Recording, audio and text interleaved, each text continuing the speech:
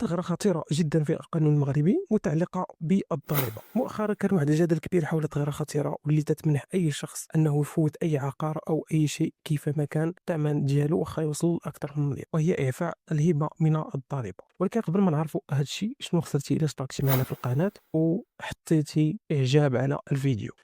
أولا، أساس الإعفاء الضريبي للهبة هو نسبة التسجيل المنخفضة، بحيث تعفى عملية الهبة بين الأقارب من الدرجة الأولى من الضريبة على الدخل الناتج عن الأرباح العقارية، وتخضع لنسبة تسجيل منخفضة تبلغ 1.5 بدلا من النسب المرتفعة التي تصل إلى 6% المطبقة على البيوعات الهادية. وأي واحد يكفل طفلا ويريد هبته عقار أو أي شيء يتم إعفاؤه من أداء ضريبة هذا التفويت بشرط صدور حكم قضائي يقضي بصحة الكفالة. كيف يتم استغلال هذه الثغرة؟ هو تصريح الأفراد بقيم عقارية أو أقل بكثير من قيمتها السوقية في عقود الهبة لتقليل قيمة الضرائب المستحقة.